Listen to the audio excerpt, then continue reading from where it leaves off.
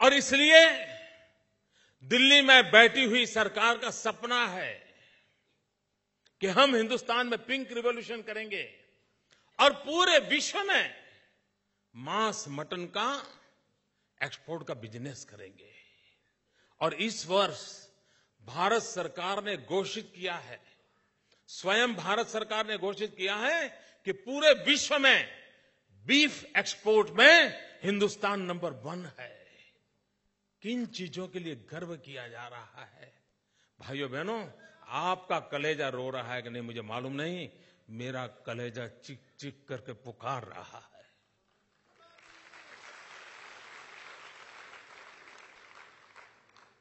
और आप कैसे चुप हैं, क्यों सह रहे हैं, मैं समझ नहीं पाता हूं दोस्तों। और इसके लिए क्या क्या योजनाएं बनी हैं? आपको आश्चर्य होगा, गुजरात का किसान कॉटन पैदा करता है। अगर हम कॉटन एक्सपोर्ट करते हैं तो भारत सरकार उस पर ड्यूटी लगाती है, लेकिन अगर आप मटन एक्सपोर्ट करते हैं तो भारत सरकार सब्सिडी देती है। ये मेरे देश की जड़ों से उखड़े हुए लोगों का मिजाज देखिए। भारत की जड़ों से जो उखड़ गए हैं, उन्होंने कॉटन एक्सपोर्ट पर ड्यूटी, मटन एक्सपोर्ट पर सब्सिडी। ये उनका खेल है। इतना ही नहीं, अगर आप लोहे के व्यापारी हो, या राजेश भाई बैठे हैं, क्या कभी आपको अहमदाबाद से दिल्ली लोहा भेजना हो और वहां पर कोई अस्पताल के लिए लोहा भेज रहे हो, कोई ब्रिज बनाने के लिए लोहा भेज रहे हो, जो जनता के उपयोग के काम आने वाला है लोहा, क्या हिंदुस्तान की सरकार आपका लोहा यहां से दिल्ली ले जाने के लिए आपको ट्रांसपोर्ट सब्सिडी देगी? क्या ट्रांसपोर्ट सब्सिडी मिलती है भाई? आप मान लीजिए गरीबों के लिए किसी प्रदेश के अंदर चावल गेहूं बेचना चाहते हैं, क्या ट्रांसपोर्ट सब्सिडी हिंदुस्तान देता है? क्या आपको जानकर के पीड़ा होगी मेरे भाइयों बहनों, अगर मटन एक्सपोर्ट करने वाला मटन एक्सपोर्ट करने के बाद अपने कत्ल खाने से मुंबई बंदर तक मटन ले जाता है तो भारत सरकार प्रति टन प्रति किलोमीटर उसको सब्सिडी देती है, ट्रांसपोर्टेशन की सब्सिडी देती है। इतना ही नहीं मित्रों, आप कोई उद्योग लगाना चाहें, कारखाना लगाना चाहें, क्या हिंदुस्तान की सरकार आपको कोई सब्सिडी देती है? आपको जानकर के हैरानी होगी, अगर आप कत्लखाना लगाते हैं, स्लॉटर हाउस लगाते हैं, तो आपको 15 करोड़ रुपया हिंदुस्तान की तिजोरी से दिया जाता है। 15 करोड़ रुपया सब्सिडी मिलती है।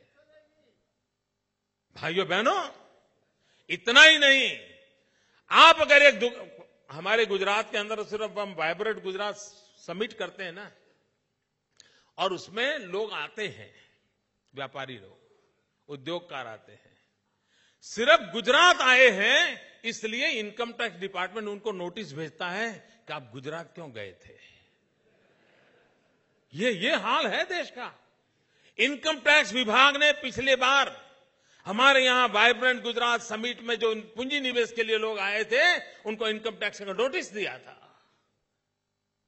अगर आपको इनकम की इतनी जरूरत है और टैक्स की इतनी चिंता है, और दूसरी तरफ क्या करते हैं, अगर आप मटन का बिजनेस करते हो, मटन एक्सपोर्ट का काम करते हो, तो 5 साल तक आपको इनकम टैक्स में माफी दी जाती है।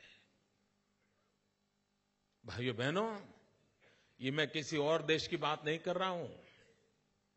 जहां भगवान महावीर पैदा हुए थे, उस हिंदुस्तान की बात कर रहा हूं, इस हिंदुस्तान की सरकार की बात कर रहा हूं दोस्तों। और तब मैं कहता हूं कि कलेजा रो रहा है, देश को किस दिशा में ले जाया जा रहा है। और अगर हम एक समाज के नाते जागरूक नहीं होते हैं, हम अपने सपनों को पूरा करने के लिए संकल्पबद्ध नहीं होते हैं, हमें जो शिक्षा दीक्षा मिली है उसको लागू करने के लिए हम कोई प्रण नहीं करते हैं, और इन चीजों के लिए आगे नहीं आएंगे, तो भाइयों बहनों, हमें भी अपनी जड़ों से जुड़ करके रहने में कितनी दिक्कत आएगी उसका आप अंदाज लगा सकते हो। और तब जाकर के इन चीजों को रोकना आवश्यक होता है। देश के प्रधानमंत्री इसका जवाब नहीं दे सकते। वैसे भी उनको सुख है।